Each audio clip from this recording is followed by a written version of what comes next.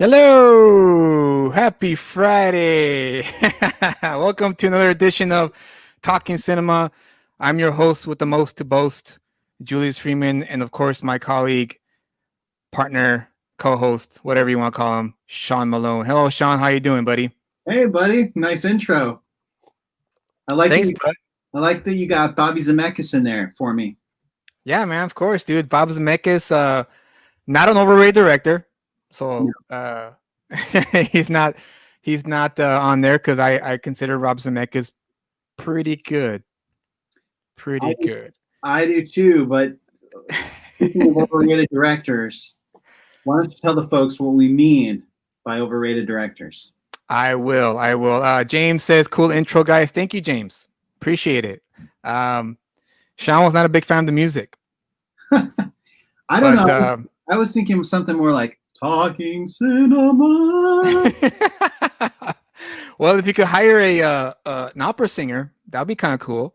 You know, to do that, that'd be pretty awesome. Oh, then, hey, if you want to volunteer, Sean, be my guest. Be my guest. So tonight's episode, guys, is overrated directors. All week I've been thinking about this list and what we're going to talk about, and we should probably wait until no, let's not wait. Let's just get right to it. Before we start, I want to air a disclaimer of sorts. Now, this show is called Overrated Directors, but what I want to make clear to everyone out there, overrated does not mean terrible directors. It doesn't mean that these directors suck. And oh, damn, you didn't hear the music, huh? Damn, Sean, I thought we had it down, man. I guess we didn't have it down, man. Well, James, hopefully we can fix that. I don't know. I thought I tested it before we. Whatever. Who cares? Going back to what I was saying, overrated directors does not mean terrible directors. It just means that the directors that are on our list are directors that Sean and I feel don't deserve the kind of praise that they get. That's it. That's it. Not the overly praise. I guess I'm talking about the overkill praise of these directors. Saying that doesn't mean that they suck. That doesn't mean that they're terrible. That doesn't mean that they don't know what they're doing. It just simply means that these directors are pretty good at their jobs, but that's it. That's it. You know, they're okay. Not that they're not they don't deserve the kind of rating that they get. That makes sense, Sean? That Did I do that right? and maybe in comparison to some of the directors you showed in your intro, right? Right. Yeah. Right. Like it's not that like I'm not a better director than any of the people we're gonna say tonight, but I prefer the work of other directors more. There you go. There you go. And again, guys, this is not a personal attack on the director, so please don't take this list personally. Personally, it's just more like it's just our observation, nothing more. If you still like those movies or those directors, hey, more power to you. That's all good. You know, remember, art is subjective. It's all subjective. But in this list, we just feel that that these directors are a bit too much. It's like this, like almost like saying you know what do you call it? I guess vanilla ice cream and chocolate ice cream, right? Some people prefer vanilla, some people prefer chocolate, but hey, you both get ice cream, so it's all good. Just some people prefer chocolate over vanilla, and vice versa. So it's all good. But vanilla is overrated, in my opinion. See how that? I don't know if I made sense in that. I don't know. Whatever. Yeah. But I just wanted to bring that up. I just wanted to share that with you guys, so that way you guys don't feel like we're attacking these directors, because we're not attacking these directors. It's just our preference. It's just what we feel. It's just our opinion, and that's that. And again, in the second half of the show, we're going to open up the show. And if you want to come on, if you want to disagree with our list, or if you want to defend the director that's on our list, by all means, join the show, join us, and let us know how you feel and what you think. I think that's the best thing we can do if we want to, start a dialogue with the cinephiles of the world. Nice diplomacy. Thank you, James. Thank you. You both get hype flavored ice cream. That's right, ID Crisis. That's right. So before we get started on our list, we want to talk about a film very briefly, just very briefly, because I feel like the movie needs to be talked about. I think every few years you get a certain kind of movie that just gets you. It just something just everything falls into place. And I think this is one of those movies for me. I don't know about everyone else, but for me, this was a movie that when I watched it last week when it came out, uh, it was late at night and I was tired. And I just started. I was like, I'll give this movie about 5 minutes. If it doesn't hook me, then I'll turn it off and go to sleep. And I started the movie. I didn't go to sleep. I was no longer tired. I actually was hooked, and I watched it until the very end, and I was not tired in the bit, which is very telling for how good the movie was. And that movie is the film Mank, M-A-N-K, Mank, directed by David Fincher, starring Gary Oldman. It came out on Netflix last week, and black and white film, fantastic film actually. Um, it is based on the life, not the life, but the creating of the screenplay Citizen Kane, written by Herman Mankiewicz, and the film is. I mean, what can you say about it, Sean? Like, what are your thoughts when you watched the film when you first saw it?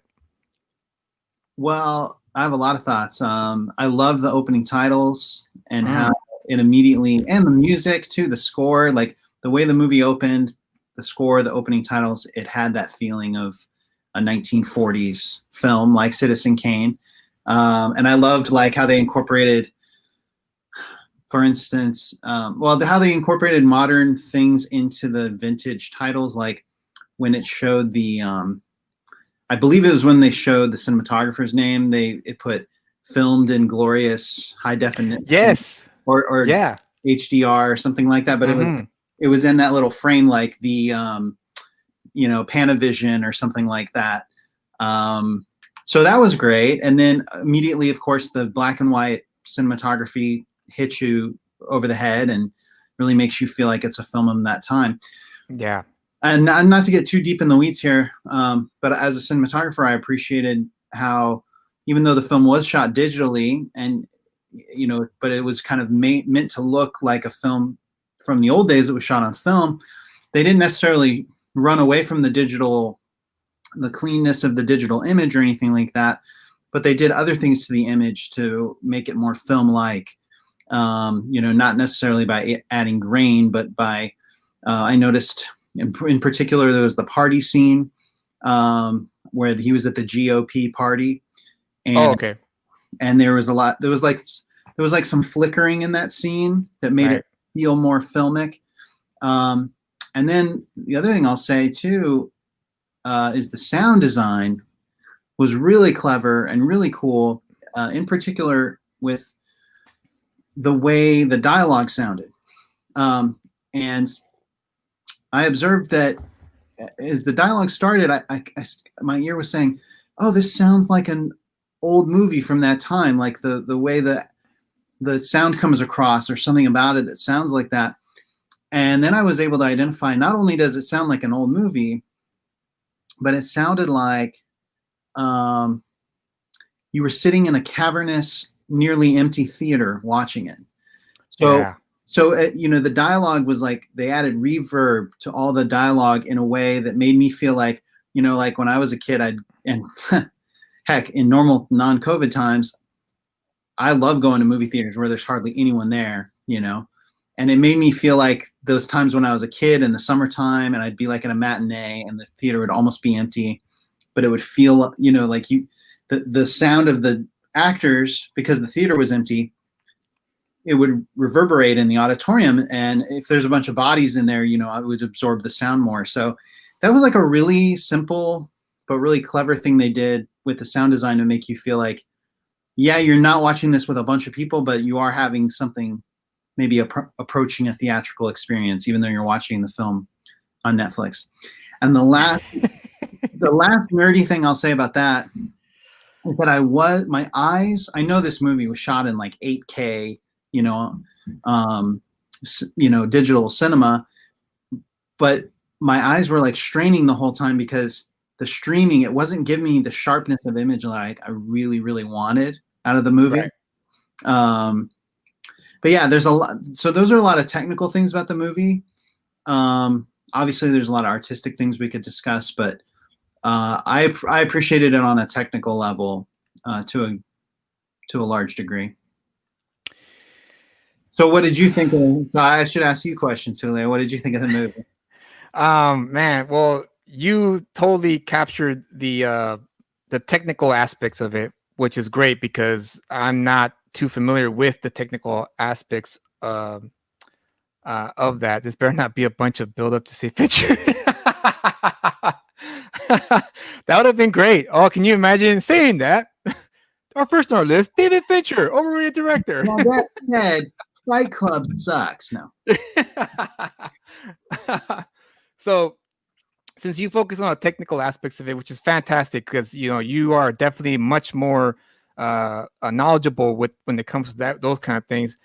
I'm going to focus more on the story element of it since since I lean towards the writing part of it. I loved it. I'm a huge David Fincher fan. I've always been a huge David Fincher fan, and I just love the way that he just is able to uh, take something that's supposed to be kind of almost bland. Like for instance, like the movie Social Network, right?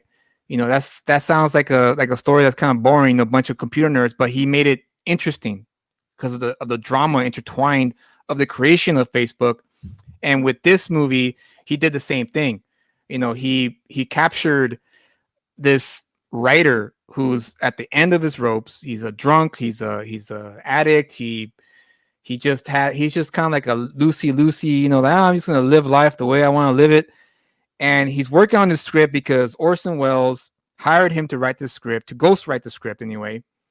And I just loved the whole arc of him remembering the parties at William Hearst's castle and interacting with all these people who ended up being characters in Citizen Kane, and his experience dealing with William Randolph Hearst, dealing with Marion Davies, and also with Louis B. Mayer and Irving Thalberg and all the old studio types. And to the point where in the end, where he has all these people coming back to him telling him, "Hey man, are you going to really write this thing? Because this is kind of bad, dude. You're kind of really selling this out." But that's especially that scene with his brother. No, that was brother. Was it his brother? I can't remember. It was Well, the scene with his brother when he told him, "Oh, it's the best thing you've ever written." Before he takes off in the car, that was his brother, right? So that scene to me was like, wow, that's so perfect. That the fact that his brother, kind of at one point told, kind of scowled at him for writing the script, but then in the end he still gives him the credit, which is like, yeah, dude, this is your best work. Like this is your best work you've ever written. And spoiler alert, guys, yeah. this movie is not a those type of movies where you have to watch until the end and there's a twist or nothing like that. It's just mainly uh I just love that at the end or close to the end, the climax when he meets Orson Welles, when we finally get to see Orson Welles, in clear, because throughout the movie he's in the shadows almost. He's always like quick little scenes, quick little phone calls, and then when we finally have the meeting between the two giants, and he tells him, "I want credit. Like I want my credit. Like this is the best thing I've ever written. I want it." And of course, Orson Welles, being the baby that he was, threw a fit. And when he threw his fit, Herman Mankiewicz, and like every great writer is supposed to do, sat back down and says, "Oh, great! I just figured out my climax of the movie." He throws a tantrum, and then Orson Welles is like, "God damn it, it's freaking genius!" And he takes off. Great. I just love the dialogue was well written. The acting was phenomenal. Everyone in that movie were just in top form. Everyone. The Yeah. story, I like the cut, the flashbacks. I love um, the Mankiewicz's wife. I really love that character, how she stood by him no matter what. And in the beginning, you think, "Oh, great, he's gonna cheat on his wife, this poor woman," that kind of thing. But in reality, no, she just had to deal with his drunkenness and his explosive kind of self-destructive mode, and I love that because you still feel for the guy. You like the guy. You like Herman Mankiewicz because he's a very down to earth, almost like a salt of the earth type of writer, where he's just like, "Hey, I'm just gonna help out the the common guy, and I want to make some money doing it. Why not make some money, writing great stories and especially that scene when he shows up drunk at the Halloween party at their costume ball. That scene, man, had me the whole scene when he would explain the the whole like his idea for this movie, The and then biggest, it ends with him puking. I was gonna say that was the biggest laugh in the movie for me when he puked Yeah, on William Randolph Hearst's floor, and it was so funny, and kind of weird. But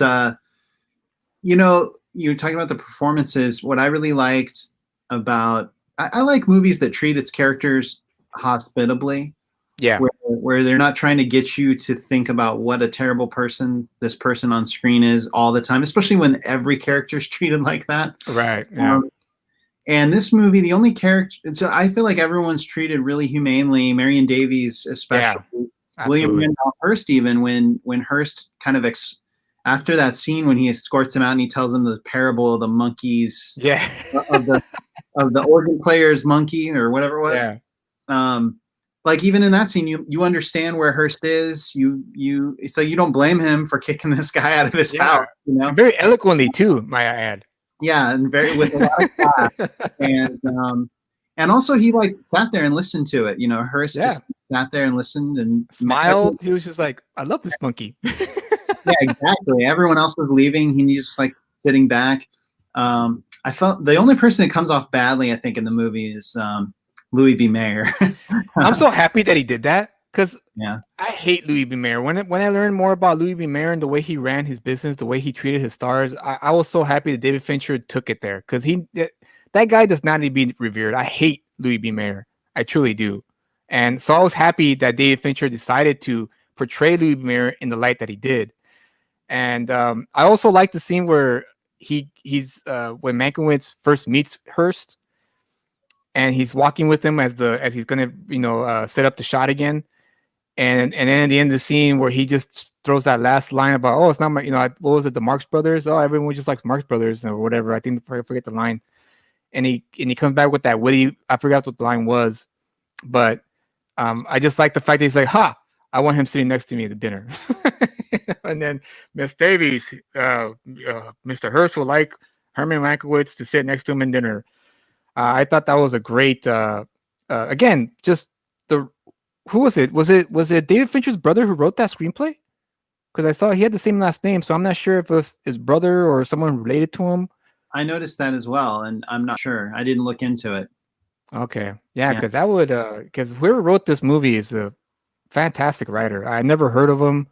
I don't know. Maybe he might be his brother, and he hooked him up with with the writing gig. Who knows?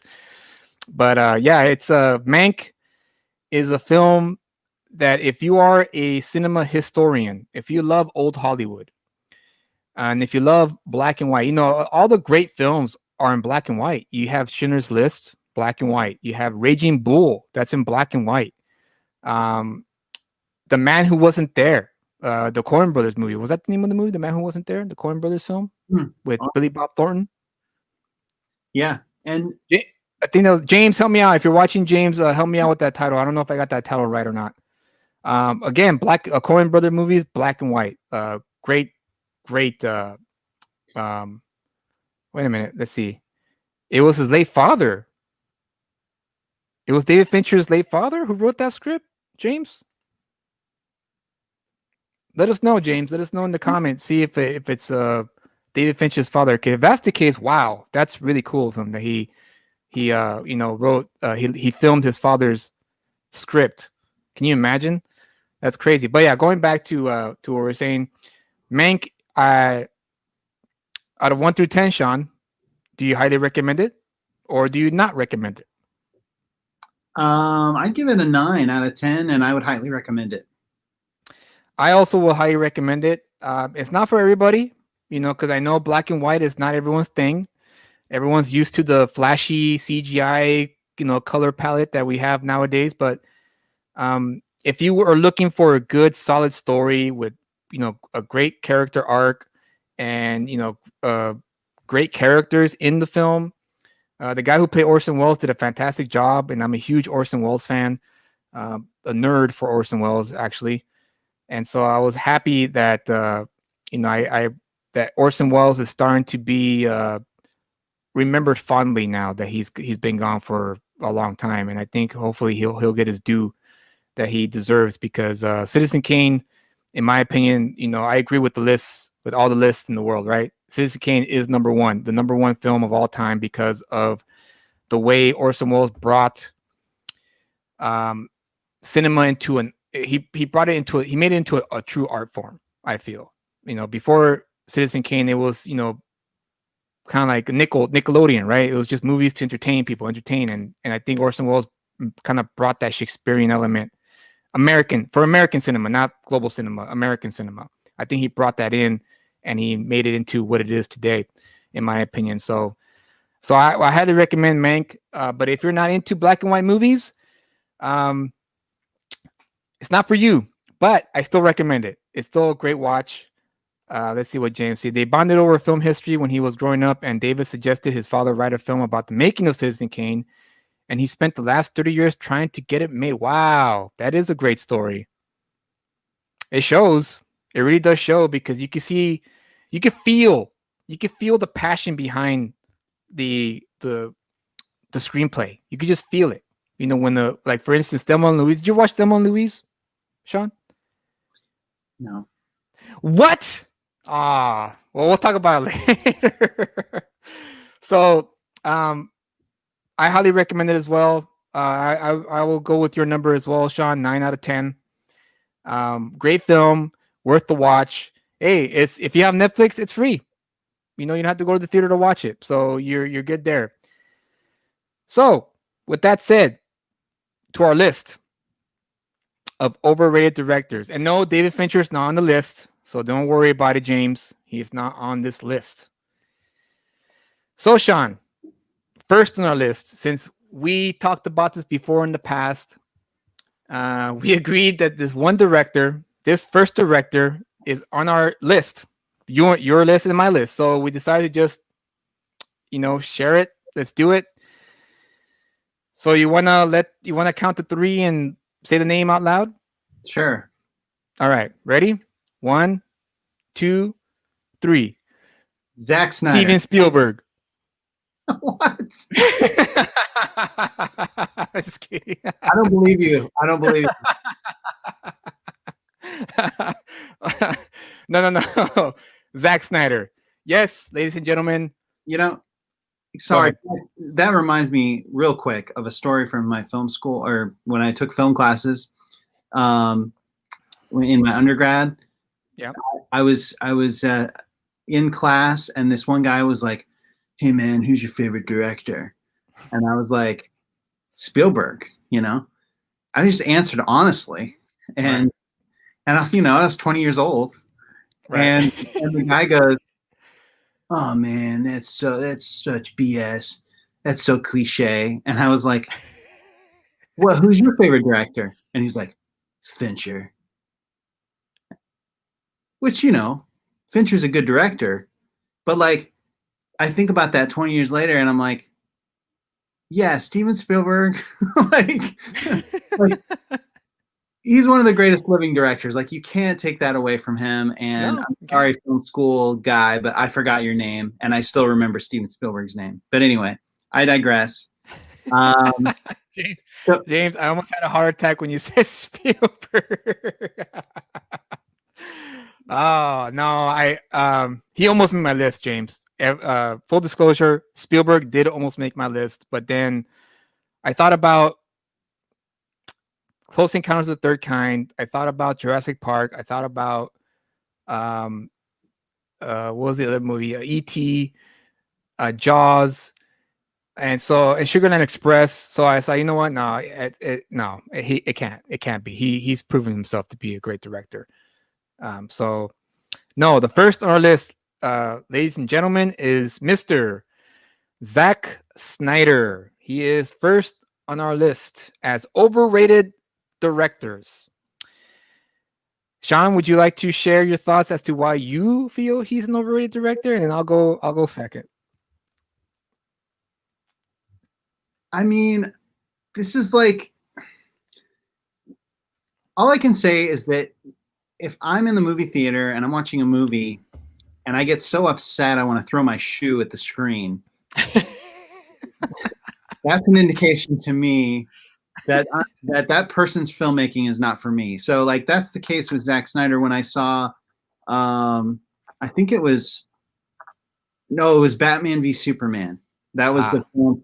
That was the film because like Man of Steel, I felt like had promise.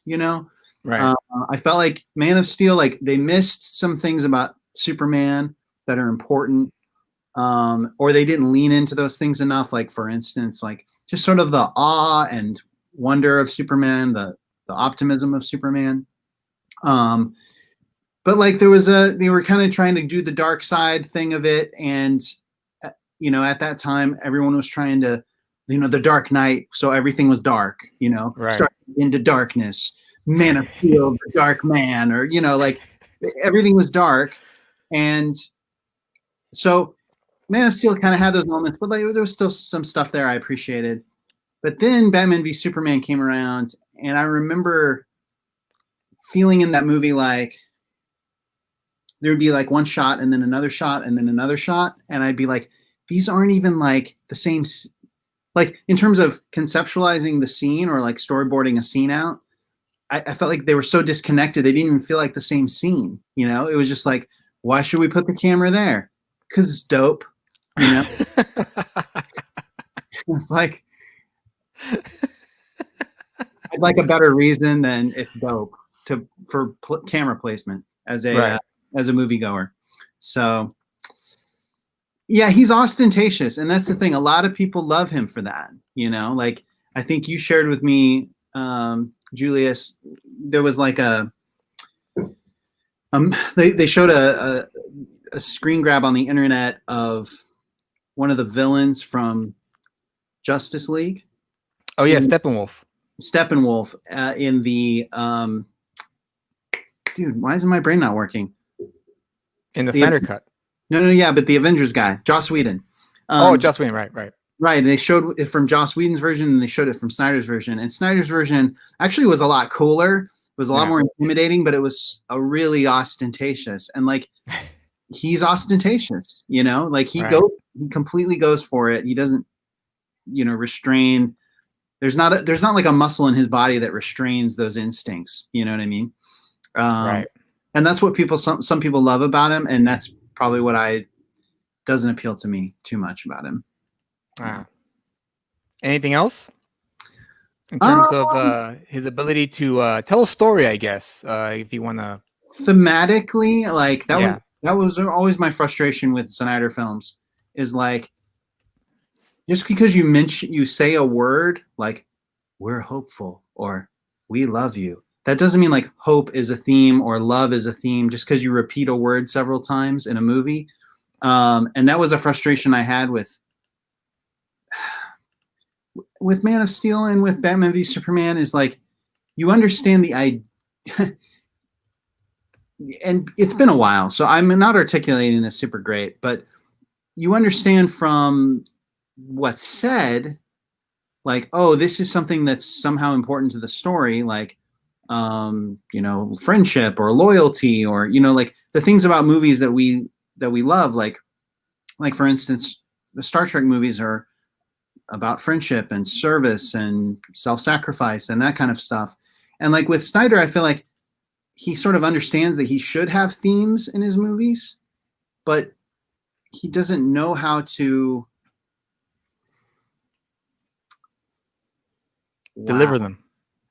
Yeah, it's like he just mentions them in the Yeah. dialogue. He Right. doesn't know how to build them and how to, I guess, the emotional component of the story. You know what I No, mean? you're that's I agree with that 100%. That's my main gripe with Zack Snyder. Aesthetically speaking, he has a great eye, a great visual eye. As you can see, I love this Steppenwolf. When I saw this image, dropped on the internet, I was like, that's the kind of villain I wanted for Justice League. Precisely the kind of villain I wanted. Someone or something, I guess, whatever, that looks like they could beat just the Wonder Woman, Batman, and Aquaman, like easily. easily if it wanted to. And you're right. I like Zack Snyder films. Don't get it twisted. I do like his films, and ID Crisis did say he loves his version of Dawn of the Dead, and me too. I When I watched Dawn of the Dead, the remake, I was really impressed. I was like, wow, who is this guy? Zack Snyder, huh? This guy probably has a future in filmmaking if he continues making movies the way he does. Because they're popcorn films. You know, you need. It's okay to have both, in my opinion. You can have your art house films. You could have your deep, analysis, your deep character study films. And at the same time, it's okay to have the popcorn film. Like it's fine. Like that's as long as you're aware that what you're getting is a popcorn film, it's all good. But you're absolutely right. It's Zack Snyder is missing the emotional aspect Yeah. of his films. When you look at, say, for instance, Jurassic Park, that's a total popcorn film. That's not an art house film. That's a total popcorn film. But you feel this freaking like, oh my god, the freaking dinosaurs are going to eat these people. They need to get out. You feel the emotion when you're the roller coaster ride, as they call it. What are the ideas in Jurassic Park? The ideas are like man versus nature, man playing Right. God. In the case of the first one, a really great um, feeling about like Alan and Laura Right. Yeah. wanting to have, or she wants to have a kid, and he doesn't want to have a kid, and Right. suddenly they're put with these kids, and you see like him kind of testing out fatherhood with these kids. So like Yeah. Absolutely. that's the emotional impact of a story, and, Hmm. and also the themes of Jurassic Park: fatherhood, man versus nature, man playing God, and that's the stuff like you can bring that into a popcorn movie Yeah. in a really satisfying way. And in fact, the best popcorn movies are satisfying on that level. Absolutely. James, don't be embarrassed. I'm excited about it as well. So don't be embarrassed that the Snyder Cut's coming out, because uh, I am a supporter of directors having their cuts. Absolutely, 100%. And when I found out that the Joss Whedon cut of Justice League was like they only used about like I don't even know the 10% or something like that of Snyder's you know vision, I guess.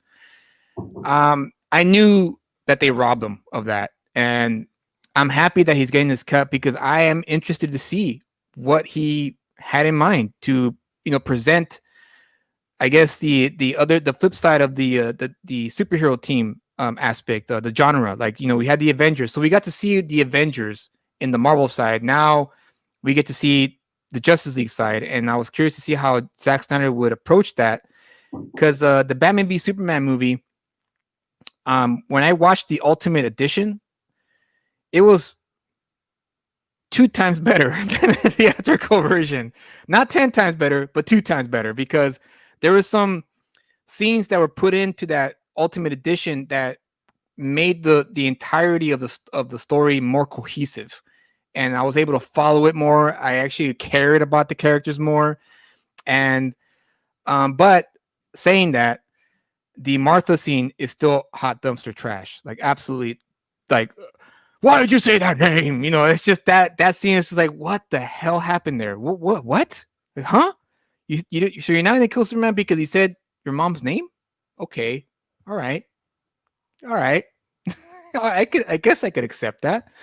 But other than that, like I thought the film was still pretty good. So the fact that he is getting his Snyder cut, I'm excited about it as well. I am very excited about it because if this proves to be successful, if the Snyder cut is revered, then we're gonna look at HBO Max or AT&T. I'm gonna say AT&T. They're gonna throw more money at this guy, and more than likely they'll probably let him do the sequel to Justice League. And if that's the case, hey, why not? Let's do it. Let's go for it. Let's let DC Comics have their moment in the sun, so that way people can appreciate these characters. Because growing up, I was a DC Comics guy, so if this is successful, then all the better for not just me, but all the DC Comics fans that are out there who are yearning for something other than Marvel movies. And again, nothing wrong with Marvel movies. It's just that DC has been around longer than Marvel Comics, and I feel that they were kind of robbed of that, especially when the producers of Justice League replaced Zack Snyder and replaced him with Joss Whedon, who I'm gonna go on a limb and say he pissed on the movie. He just literally just pulled it out and pissed on anyone like, yeah, I don't care. I'm just gonna do this and get paid and go home. I don't care about how good this movie is. Martha was pure unfiltered cringe. It sure was. It sure was. Kind of loved it. No, no, it's still trash, James. It's still hot dumpster trash in my opinion. When I watched the Ultimate Edition and I saw that scene again, I was like, oh god, this is so stupid. I can't believe they actually went with this. But yeah, that's my main gripe with Zack Snyder. He doesn't deserve the amount of praise that he's gotten from fans. It's simply because he's missing that element. He's missing that. If he just figures out that element, he'd be a good director. Like I would consider him a pretty good director, not a great director, but pretty good because CGI is the future. It's here. Like we're not going to go away from it. And the more directors who come up and use it and utilize it well, like the way Zack Snyder does, especially for the bigger films like Justice League, the better, in my opinion.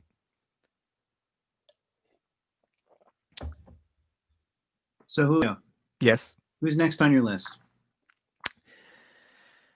Next on my list, huh? All right. Next on my list is a director who, oh man, this is gonna be crazy. He is a director who has directed some of the most famous films that we have seen. And this director is a hit or miss for me. He's done some great films. I'll admit, I'll give him that. But I like consistency in my directors. And what I mean by that is if you hit a home run in the first 3 or 4 movies, then I expect triples and home runs for the rest of your career. Meaning every film you make after that, you better hit it out of the park every time because you've proven yourself to be top tier. There, top tier. And I feel that this director has struck out more times than he's hit home runs. And that's why I feel that Ridley Scott is on my list for overrated director. And yes, Ridley Scott. Ridley Scott, the director of Alien, the director of Blade Runner, which is one of my favorite films. I still watch Blade Runner to this day. I watch it once or twice a year because I find something new to it. He was such a great director in the 80s. And then when the 90s came, he kind of became an okay director. And then the 2000s came in, he kind of became like he just petered out, in my opinion. Anyway, his brother Tony Scott, I feel, should have been on my list as underrated directors because ID Crisis is like, I can't believe you just said that. You're fired. No. Tony Scott, I feel, was a better director than his brother Ridley Scott, but that's just my opinion. But yeah, Ridley Scott is one of those directors that, like I said, he had it. I don't know what happened. I don't know what happened when his in the autumn years of his career, he just kind of almost lost it in a lot of ways for me. And yeah, I agree with you. That's what I have to say about it. Well, Sean, if you have a rebuttal. I do. I agree that Tony Scott is yeah. James says you don't know diddly squat about Ridley Scott. Yeah. Yeah, I'm with James on this one. I agree that Tony Scott was an underrated director for sure. I feel like he didn't get like the critical love that Ridley Scott got, or like the Oscar nominations and stuff like that. But he was a really good director. As far as Ridley Scott goes, I think he's great. I think, yeah, there's been a few misfires. He made that movie about like Russell Crowe inheriting a winery. See what I mean? See what I That mean? that one, yeah, that was the one time I was really disappointed with the Ridley Scott movie. But no, man, he's awesome. I think he's always thoughtful. Um, Even when he doesn't connect completely for me, like for instance, the movie Kingdom of Heaven, like I really liked a lot about that movie, but it just didn't fully connect for me. But even when that happens with Ridley Scott, I'm still like super fascinated in it and willing to watch it several times because I see his wheel spinning and I see the the ideas behind what he's trying to do. Um, and dude, let's scroll up a little bit. Yeah.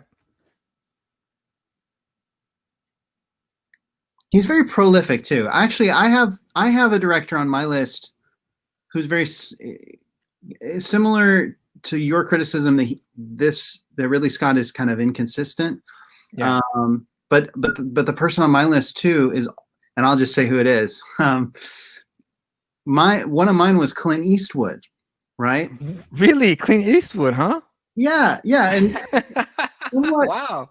I was not somewhat, expecting that. somewhat for the same reason you criticize Ridley Scott, in that I feel like Clint Eastwood, like he makes a really good movie every like third time out. You know, um, a lot of times I'll go to see a Clint Eastwood movie and I'll be like, meh, like it was all right. But then like that every third movie he makes is like wow, and those are the ones he gets like nominated for Oscars.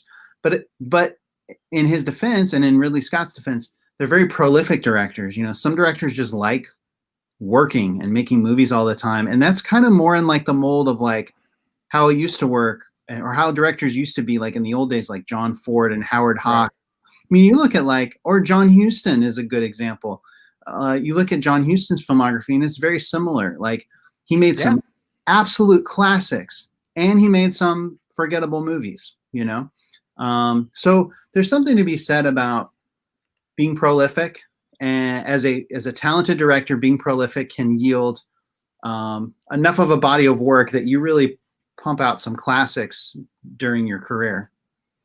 Yeah, and that's what my main gripe was with Ridley Scott. It's just the fact that he um absolutely just yeah, he's been inconsistent for me. Like Prometheus, for example. Prometheus is one of those movies where I was expecting so Oh, much, I loved it. and I couldn't stand it. I couldn't stand that damn movie. I expected so much from it because it was really Scott. I was like, you know what, I'm gonna give him a shot. Gladiator was pretty good. Gladiator was pretty dope. I'll admit, and I still it's a classic. I consider Gladiator to be a classic. So when he kind of started making those other movies after Gladiator and there were disappointment after disappointment, I was like, you know what, maybe if he goes back to his roots, sci-fi, he will deliver. And he did not deliver. It was Can I ask you though something? go ahead. Go Like, ahead. I feel like with Prometheus, what I really liked about it was that it wasn't an alien movie. Like it was far enough away from the alien movies that it was like connected to the mythology of Alien, but it was its own mythology. And I feel like that's what so many people hated about the movie. And I also think in some way they were justified because it was marketed badly. It was marketed as an Alien prequel. You know what I mean? So was some of your dislike of it just the disappointment of like you were sold a bill of goods and then you didn't see the thing you wanted to Yeah. see? Yeah, I wanted to see a damn alien. That's what I wanted to see. I wanted to see H.E. Geiger's alien on the screen, and I didn't see it. He robbed me of that. And if he wanted to make a cerebral, sci-fi movie called Prometheus that was not anywhere near aliens, then fine. Then the movie still would have sucked, in my opinion. Uh, But it was a very disappointed movie for me. And ID Crisis, you know what, ID Crisis, you're right. Ridley Scott does take risks. He does. Tony Scott was a safe director, same filter, same style. All his films look like Domino. uh, I'll agree with you there. Yes, you're right.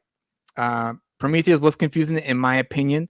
Uh, it was. Yes, it was. There was no cohesion for Prometheus for me. There, I was expecting something huge, something grand.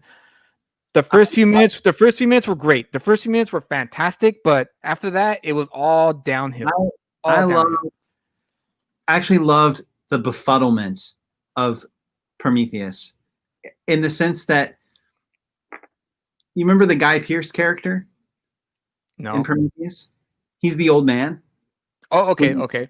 pays for the expedition, and he goes on the expedition, and then like they meet this, they wake this alien creature, and they basically go there to ask the alien like the meaning of life, you know? And he's like, "What does it mean?" And then the alien guy just like crushes him and kills Yeah, him. that's And right. like, I liked that scene because it was like this. Here's this man, like at the end of his life, he had billions and billions and billions of dollars, you know, and he wanted something like no other human being had ever attained, which is like knowledge of the divine or our like true knowledge of our origins and all that kind of stuff. And he was just so denied in that moment. And like and the movie kind of poses those questions of like, where did we come from? You know, like those the most basic Yeah. existential questions. And it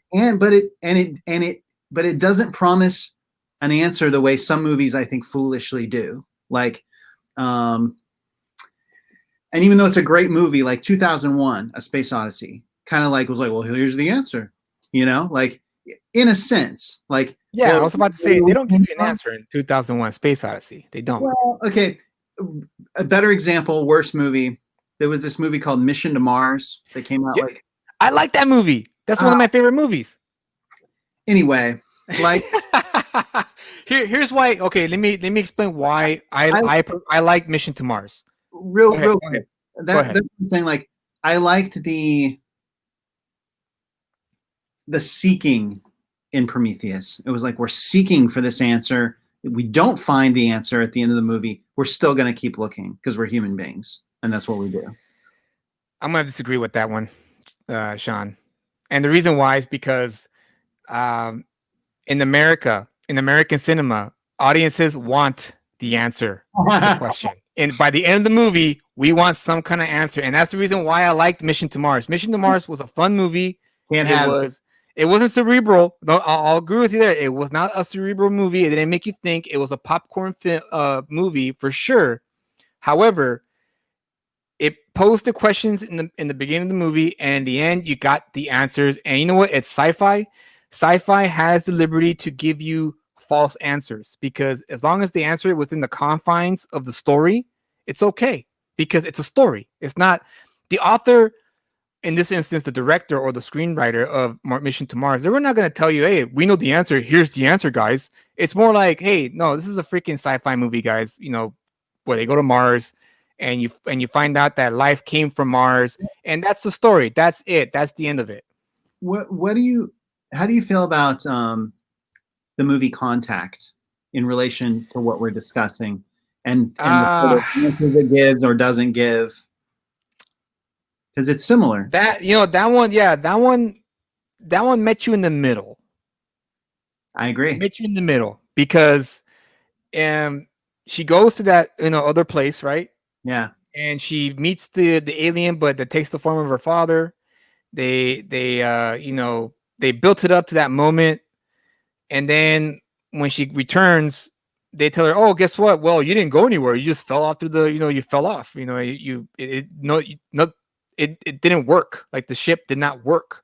And then of course she was, and then they find out that she has like hours of footage that that they Right. didn't pick up, right? The tape was just static, and then it was like, Right. yeah, it was like 16 hours of static. Exactly. Um, Exactly. so, speaking of which, like that, what you said about it meeting us in the middle, Yeah. I feel that way about the movie AI, like Spielberg's AI. Do you Yeah. remember that? Yes.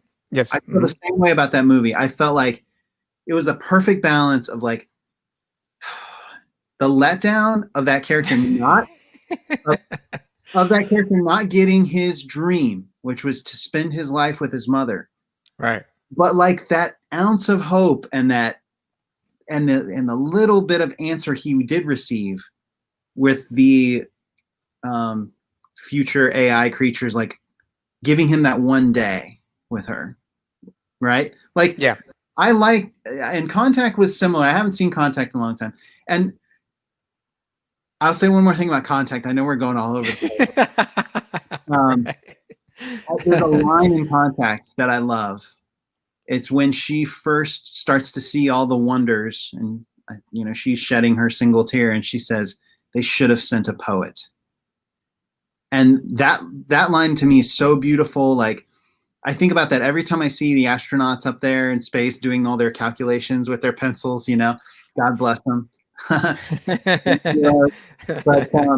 yeah, it's like, yeah, let's send a poet to the moon. Let's send a filmmaker to Mars. Then you would really inspire people, because then you would have art about this thing that's so wondrous and so awe-inspiring, but has only kind of been relayed to us in scientific terms. Right. Absolutely. Yeah, Well, but okay. I truly digress. No, it's fine. That's fine. We hit killed two birds with one stone. So I gave off Ridley Scott, and then we segued to Clint Eastwood. Do you want to continue on talking about Clint Eastwood? Do you want to move on with the list? I respect Mr. Eastwood. I said my piece. Okay. All right. So Zack Snyder, Ridley Scott, Clint Eastwood. Next on my list is a director. I have an idea. Can we blurt out our guys at the same time again? Sure, if you want. Yeah, that's fine. Okay. All right, ready? On 1, three. 2, 3. Quentin Tarantino. Okay, Quentin You said Tarantino. Tim Burton? Yeah. I want to hear this. I want to hear about Tarantino. Tarantino.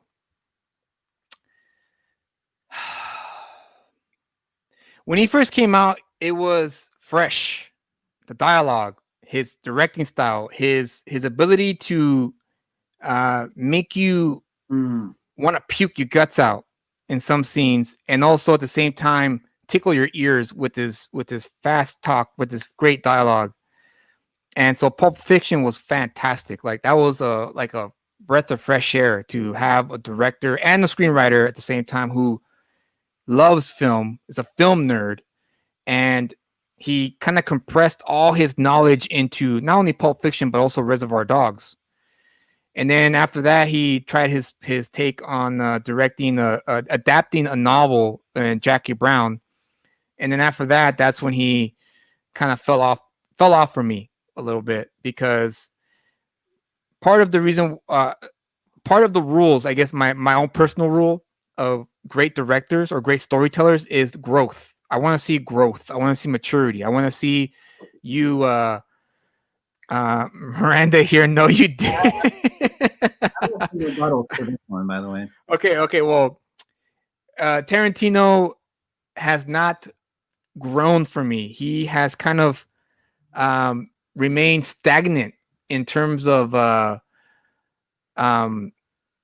his growth or maturity as a filmmaker, because he found his shtick. He found out what his shtick was, and he stuck to it. And every movie is the same. It's just packaged differently around his I guess sameness. Every movie is a witty dialogue. Every movie is the same old thing. It's like hearing him talk. I'm hearing him talk over and over and over. And the stories are okay. I'll admit they're okay. Death Proof was pretty good. Kill Bill was all right. What was the other movie he made? I have not seen Hateful Eight. Is it Hateful Eight, right? I saw Hateful Eight and I hated it. Okay, well there you go. ID Crisis is one trick pony. Absolutely, ID Crisis.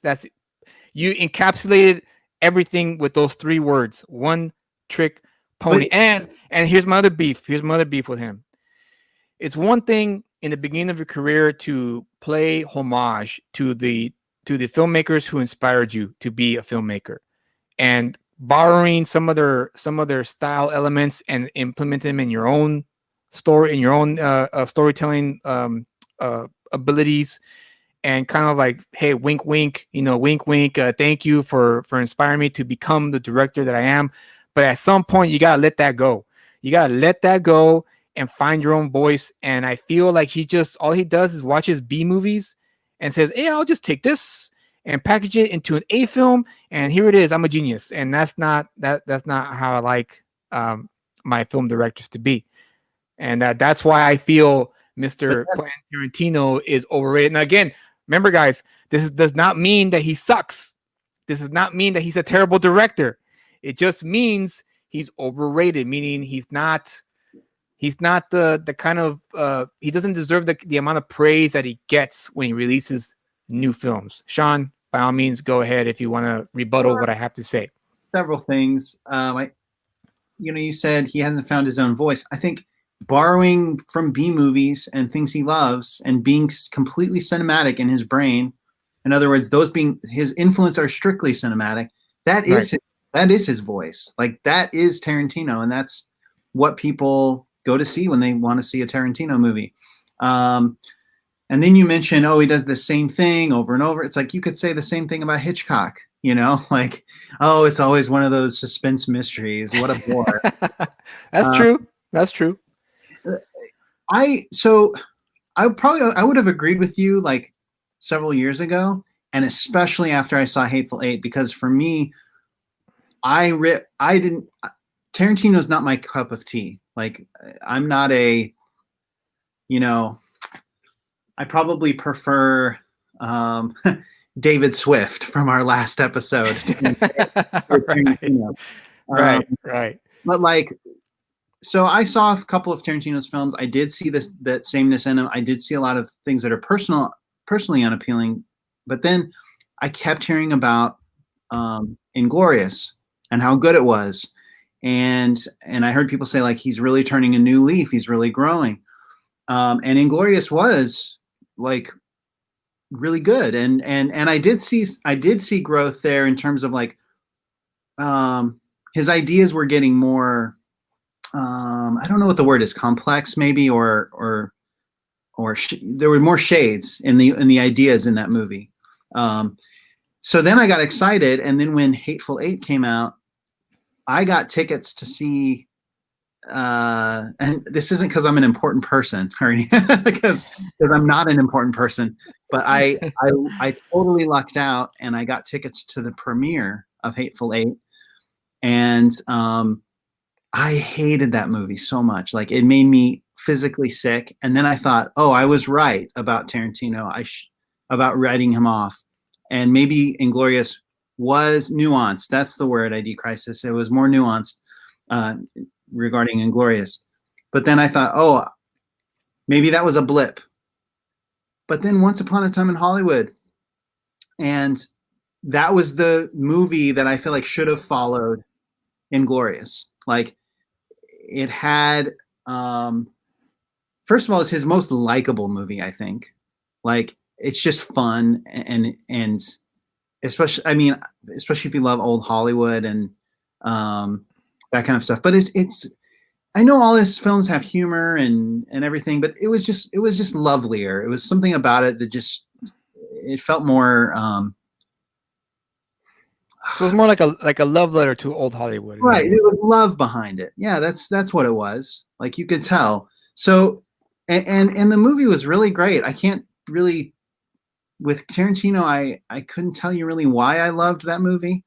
But I just liked it, and so I think he has grown. I think Inglorious, and then Hateful Eight was a step back, and then um, Once Upon a Time in Hollywood to me showed that progression.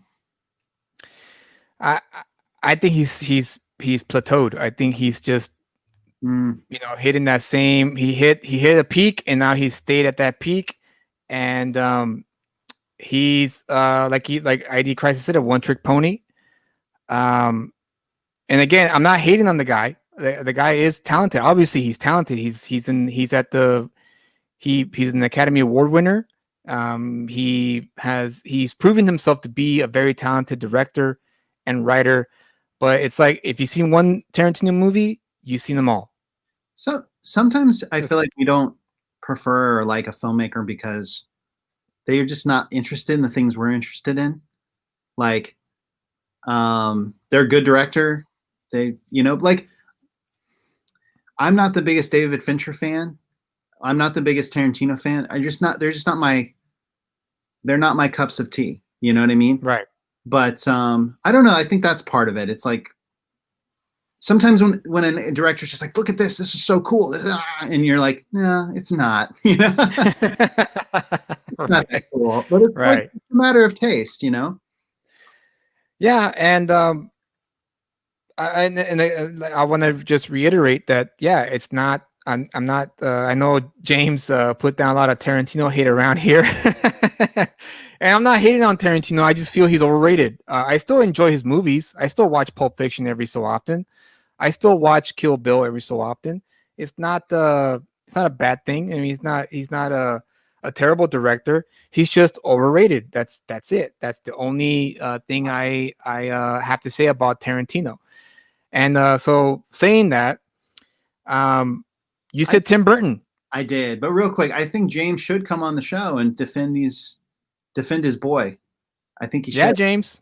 Yeah, Um, you have a shot. You have a shot. Don't be shy. Don't be shy, um, man. It's Friday night. It's not like it's not like you go out. Can you? Are you going to go out anywhere are tonight? you No. James? Are you busy? Do you have a social engagement? Are you going to a party? No. It's a pandemic and you can't leave the house, man. The So the you governor said said Tim curfew, man. you said Tim Burton. That's an interesting choice. Interesting choice.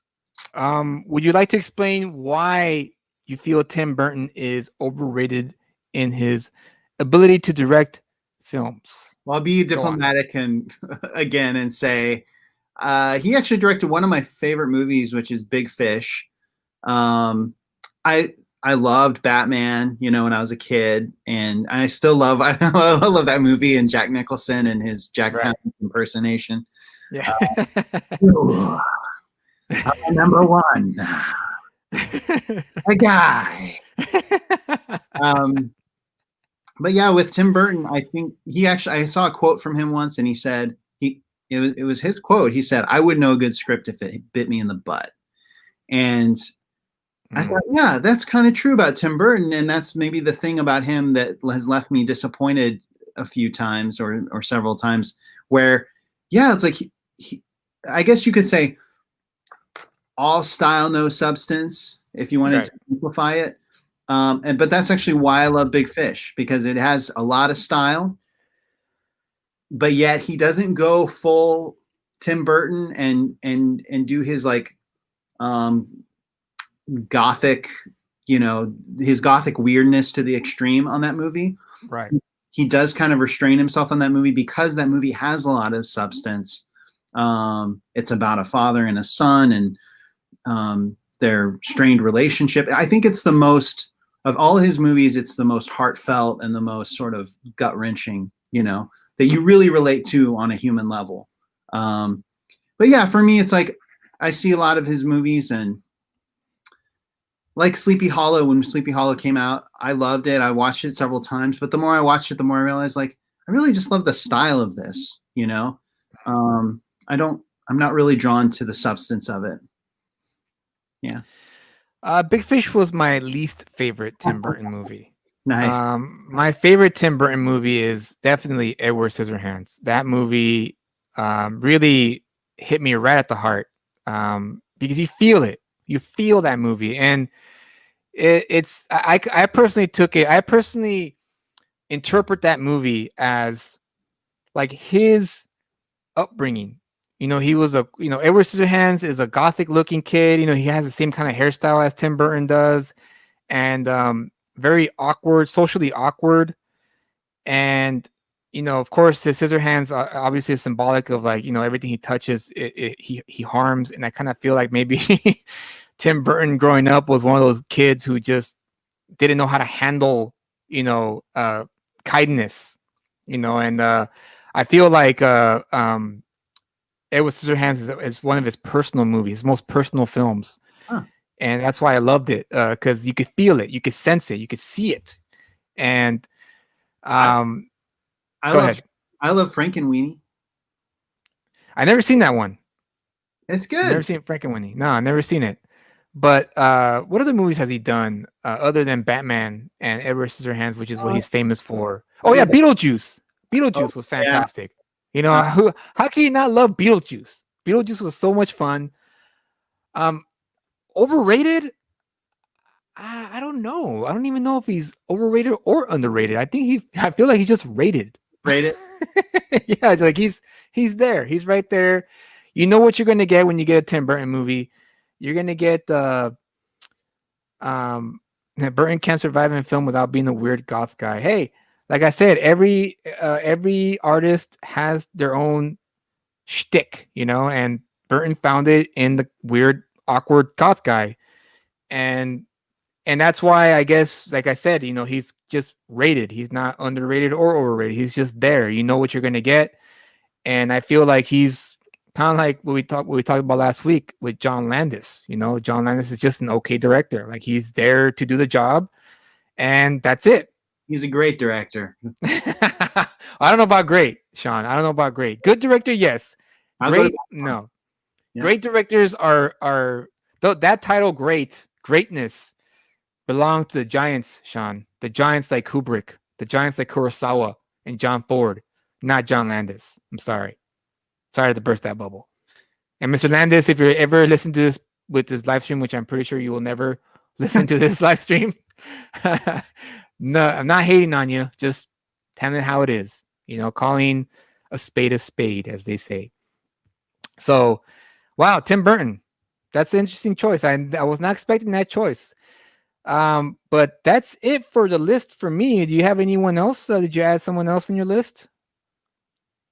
No, man, you know, I would like to work in the film industry someday. So I'm not going to trash any more people tonight. Well, you're not, like I said, you're not trashing. We're not trashing directors. We're just making sure. We're just not making sure. We're just um, expressing our opinion as to who we feel um, is overrated. That's it. That's all. The films are still good. You know, we still enjoy them. They're still classics. Pulp Fiction is a classic. It's a classic film. When it's on TV, you sit down and you watch the rest of it. That's a sign of a true classic.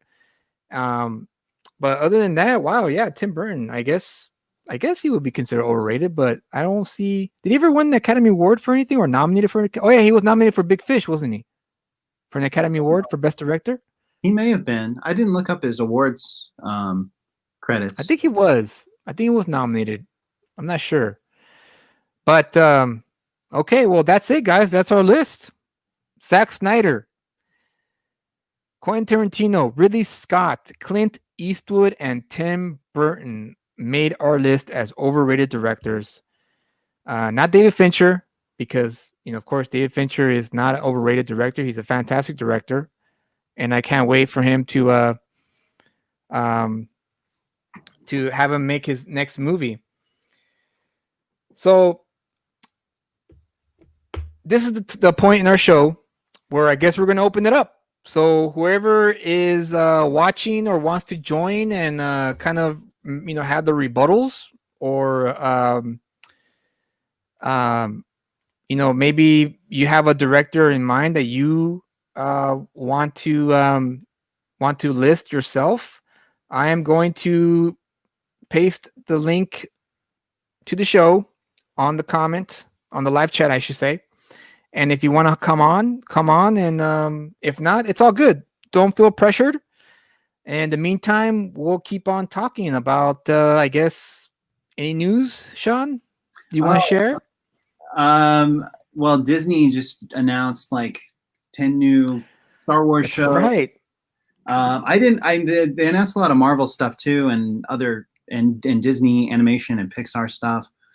But the Star Wars stuff was the stuff that most, I guess, drew my. I Go ahead. No, I am pleasantly surprised at the amount of Star Wars shows that are coming out. I was hoping for a Jedi show.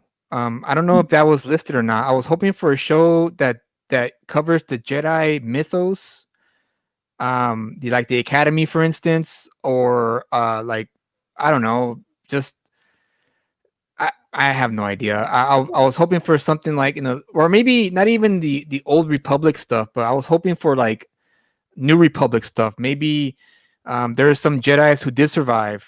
You know, the what was it? Order. What was that order from episode Order 3? 6. Order 66. Yeah. And they have it would be very cool. You know, here now the gears are turning in my head.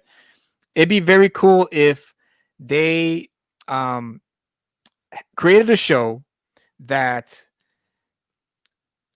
the New Republic can like explore the outer realms of the galaxies and discover that there's been these secret underground Jedi schools, you know, and they could, you know, bring him back out to the light. That would be a cool show. I would love to watch that show, you know, that kind of show. And maybe they're I, hiding because there's other Sith elements that are also popping up at the same time while the Jedi element is also um, uh, coming up.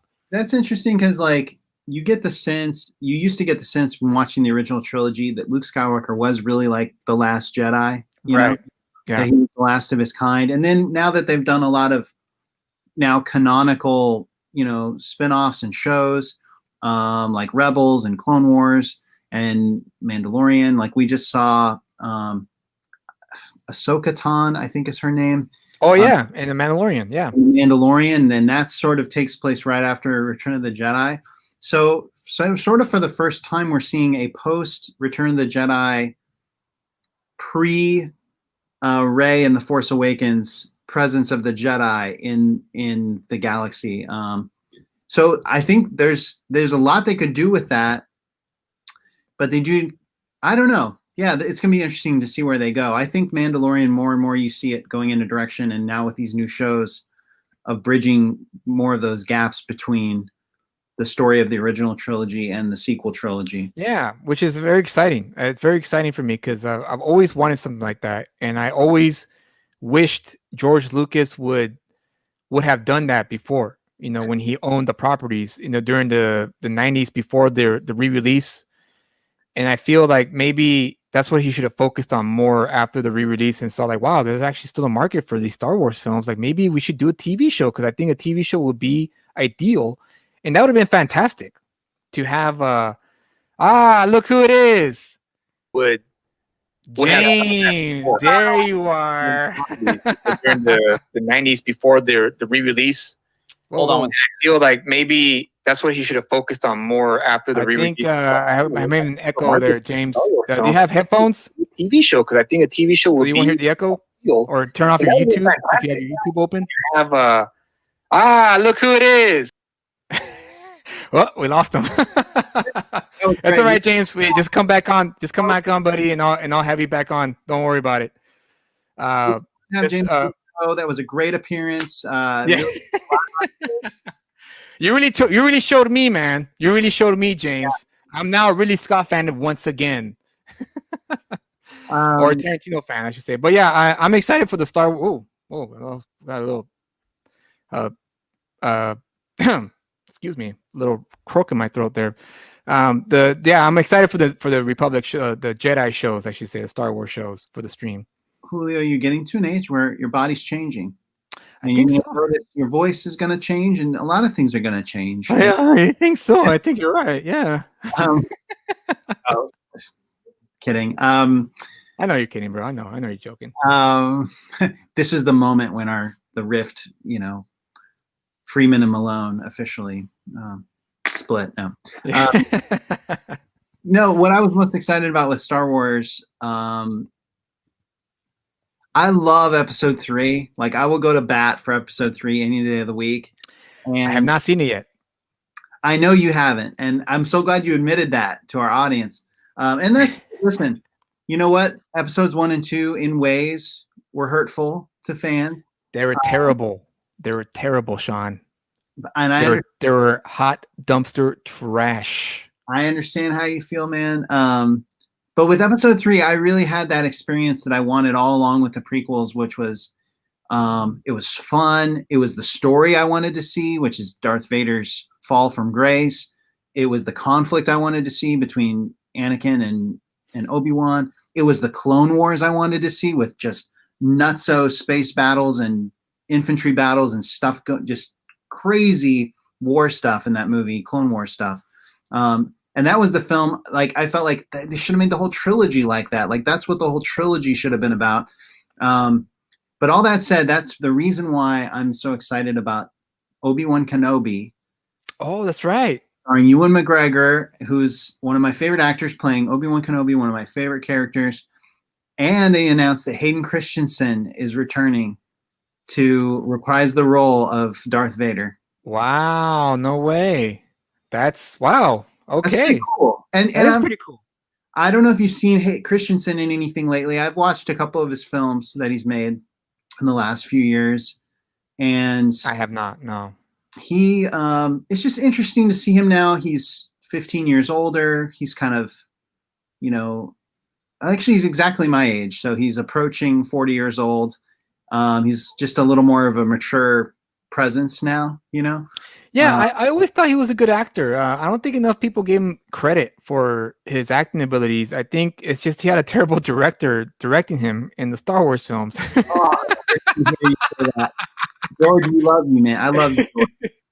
Look, George Lucas. We talked about this before in the office. Gift, man, he gave us a gift. He did give us the gift, but you know what? He stepped away from that gift in Empire. And if it wasn't for him doing that, we wouldn't have had Empire Strikes Back the way it was directed. And so I feel like, oh, here's what should have happened. Okay, look. Here's what should have happened, okay? He should have made a smaller film to shake off the rust and then make the prequels. That's what he should have done.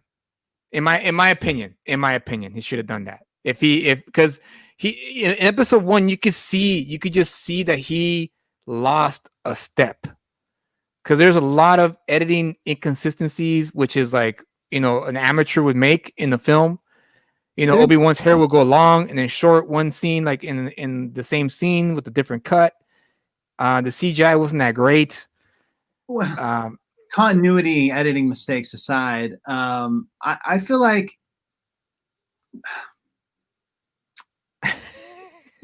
episode 1.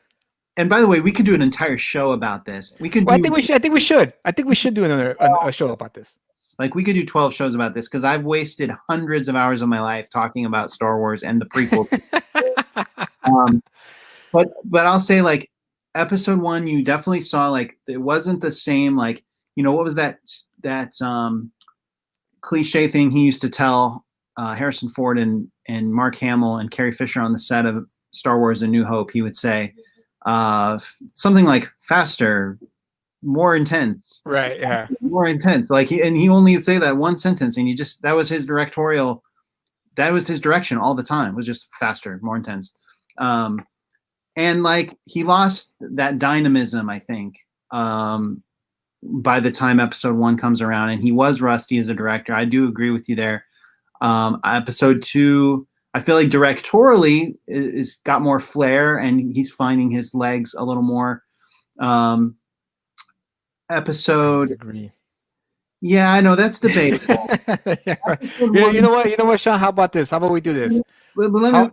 Okay, go ahead. I'm sorry. Go ahead. No, go ahead. Finish your thought. So, but by episode 3, that's what I'm saying. When I saw episode 3, I was like, "Oh, there you are, George!" Like I was so relieved to see a dynamic, exciting, emotional story, movie, thoughtful. I really do love that movie. But yeah, what were you gonna say, buddy? Let's make a date. We'll, on a future episode, we'll talk about Star Wars and nothing but Star Wars. Could we do an episode where you and I beforehand watch episode 3 and you finally watch episode 3? Yes, we will. Yes. Okay. Yes.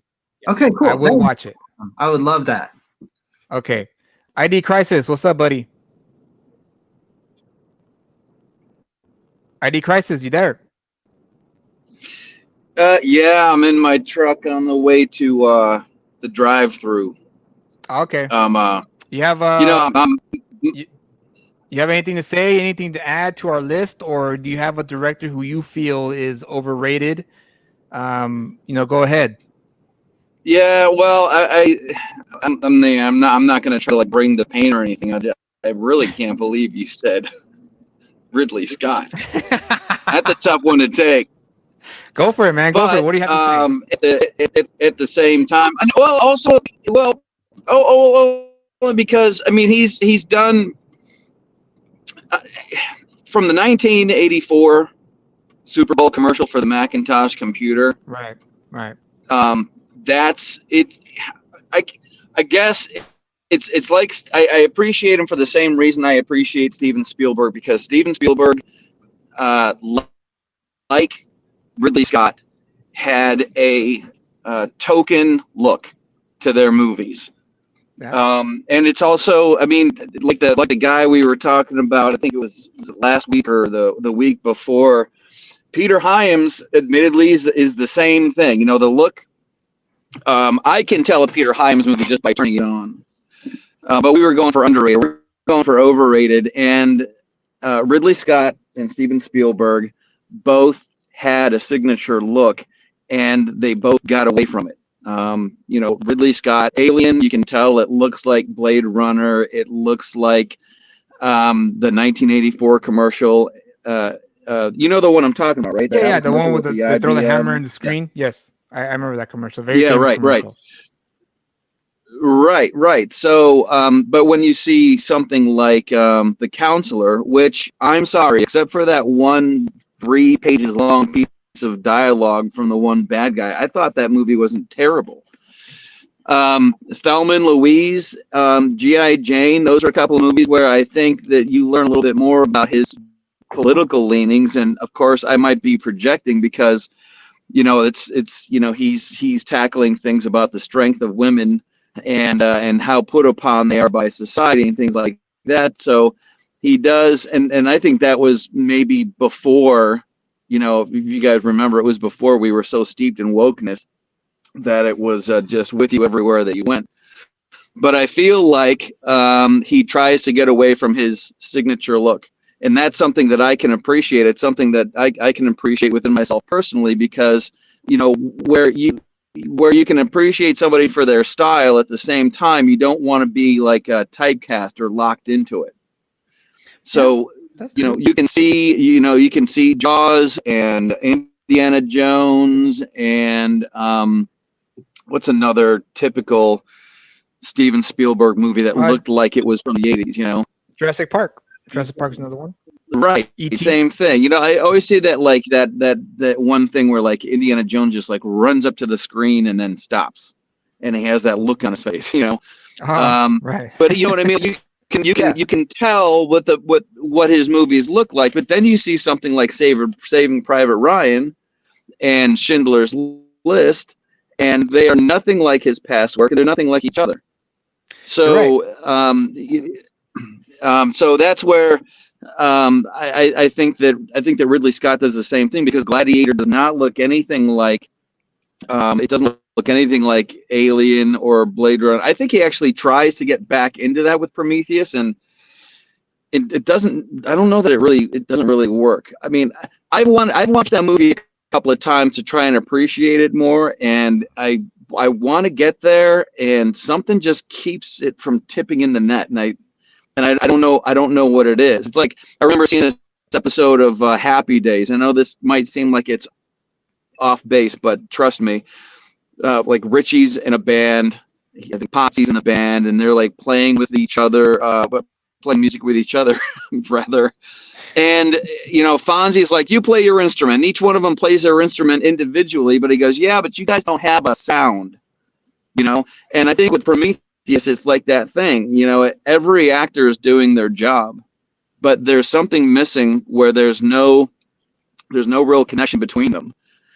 For instance, that one guy that drinks the vodka off the pool table, you know, that one guy, I can't. He was one of the guys in the elevator in Devil. I can't remember what the actor's name is, but he's a scientist. He's a scientist he's got to be at the top of his game to want to go to this place to figure out where mankind came from.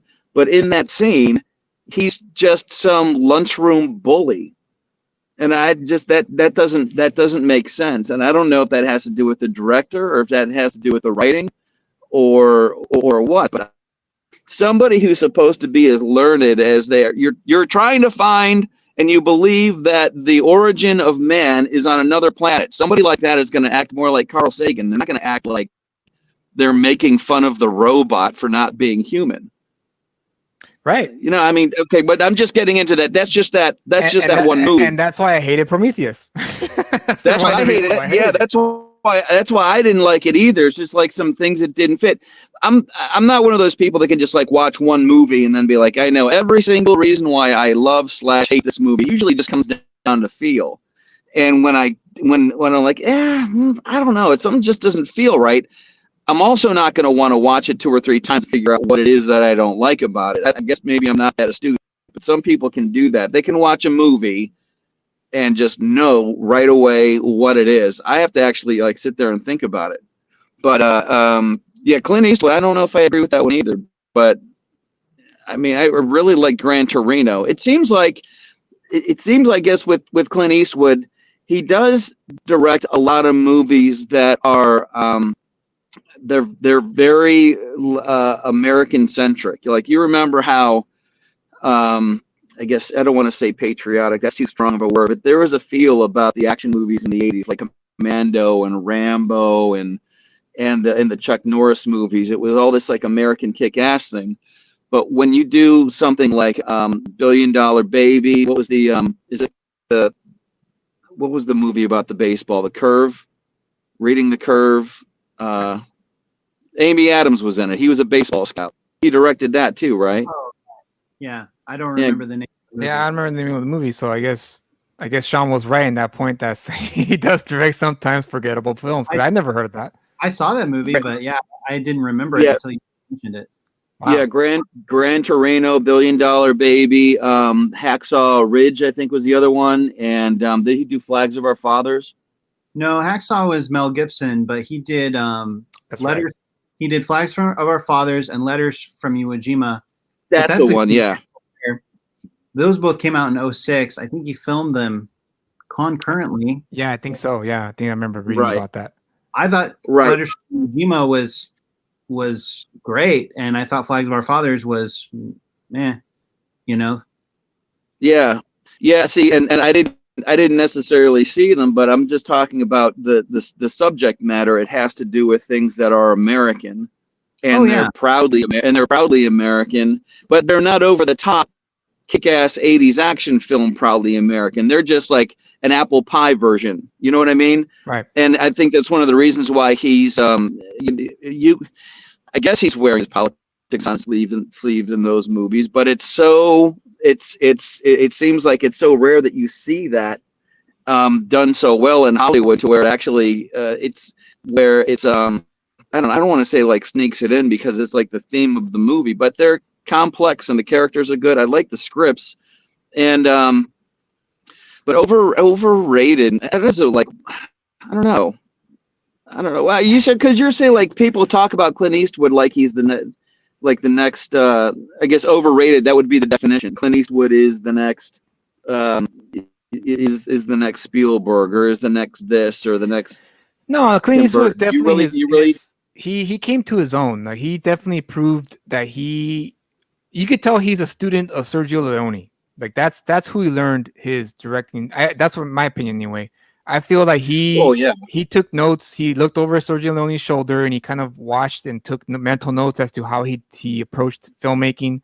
And so, because when Unforgiven, for instance, is a very Sergio Leone-esque film, and I feel that he took a lot from him, and so I feel like he came to his own. Again, going back to what we talked about earlier, he kind of took what he learned from Leone and kind of implemented it in his own style. And then as he got older and older and matured, then he came to his own, and became his own great film director. Overrated? I don't know. I don't agree with Sean's take on overrated, but wow.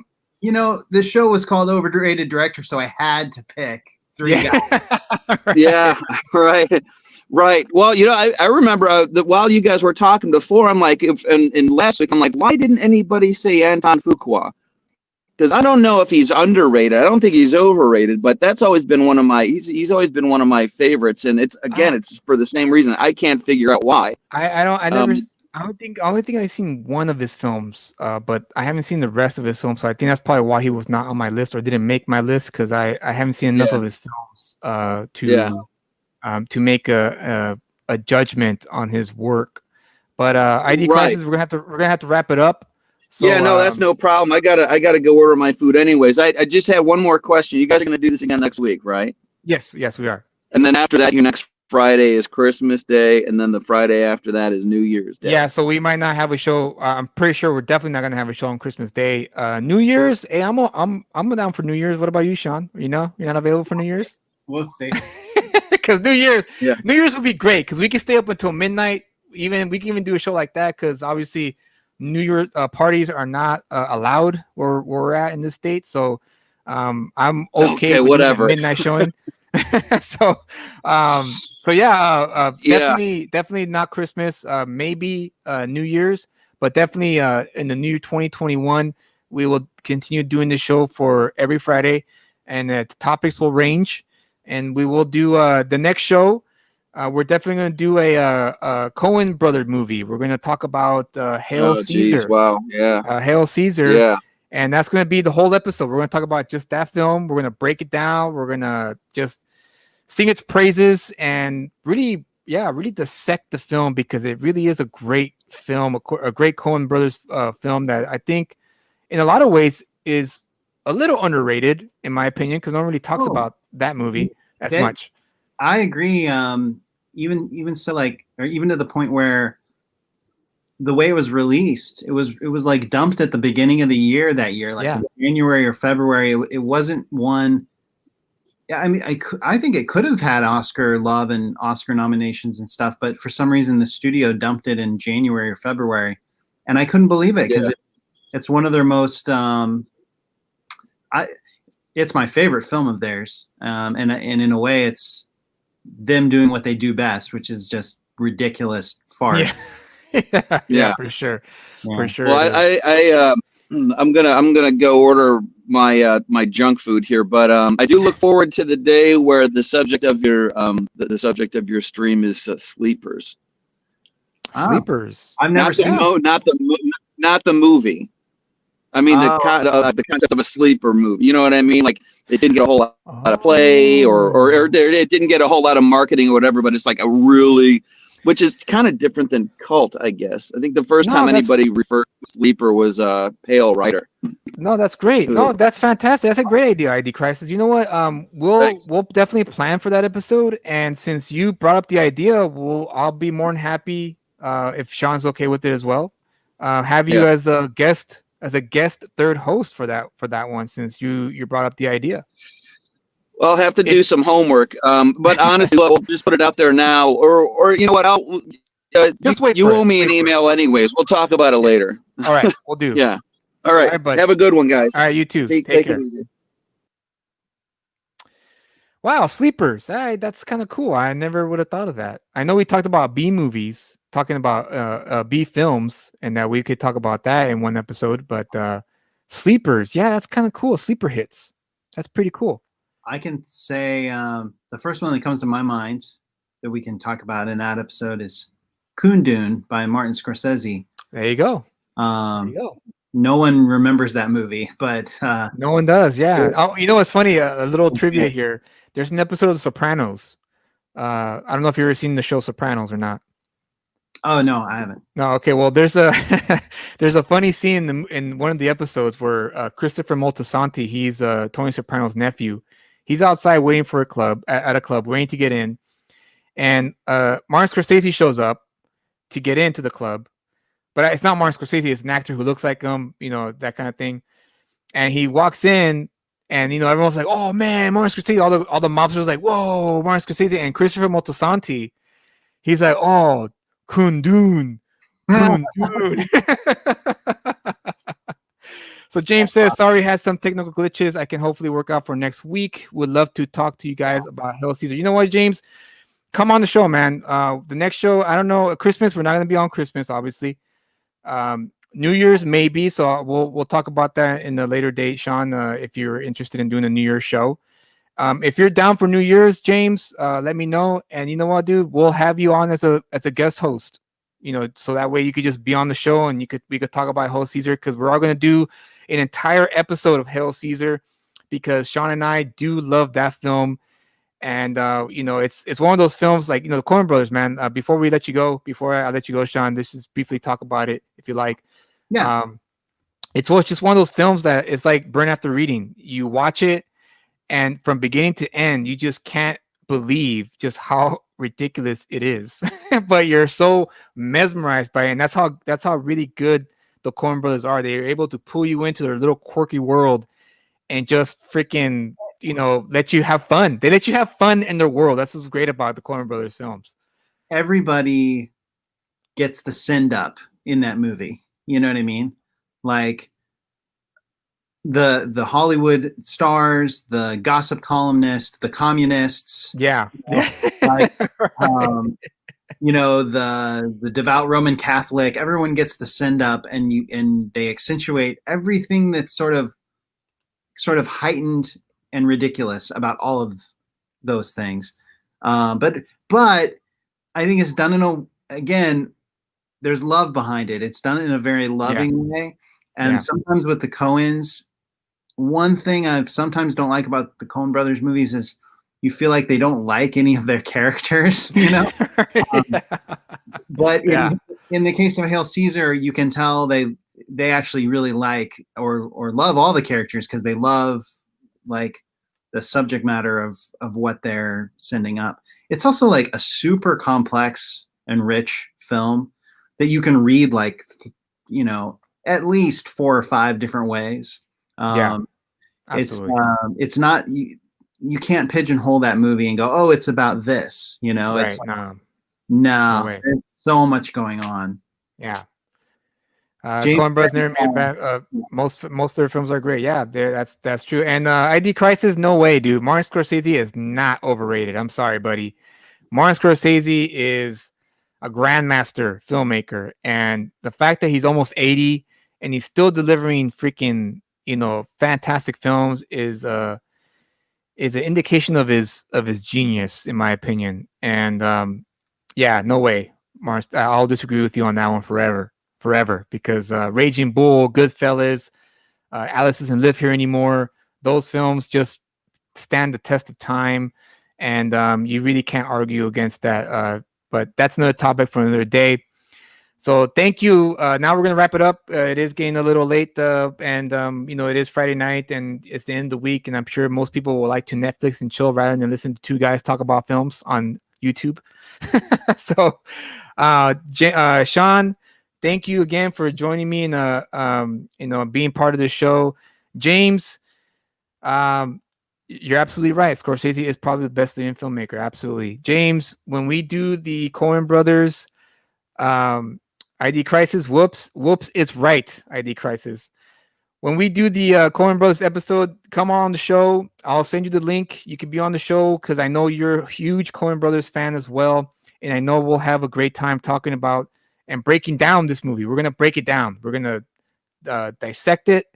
And, we're going to have share our different perspectives on it. Sean, you'll have your own. I'll have my own. James, I'm sure you'll have your own perspective on what you feel the movie is about and what it's trying to say and what it's trying to convey in terms of themes and what have you.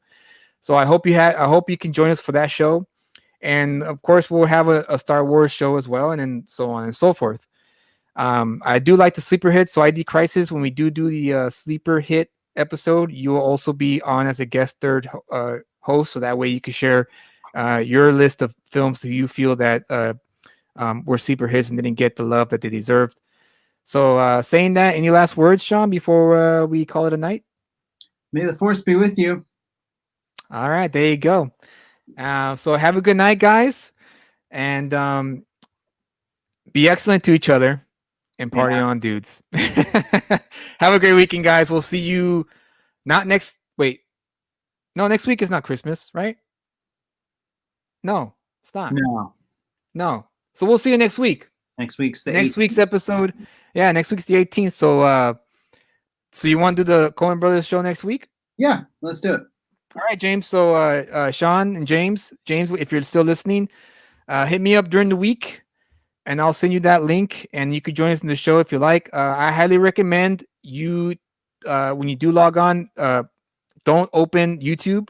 Just stay on the stream when you get on the green room, and put on some earphones so that way you won't get the echo. Because I think that was going on. You were getting the echo because you had the YouTube show on a different tab. Because I had it in the hard way myself, so that's why that's why I know what was happening. So yeah, just wear earphones. Don't open YouTube. Just talk in the green room, and you should be fine. Hopefully, you could join us, and then we could talk about the Coen Brothers film Hail Caesar, and we'll do the episode 3 like you suggested, Sean, for the Star Wars film, because I have not seen it yet.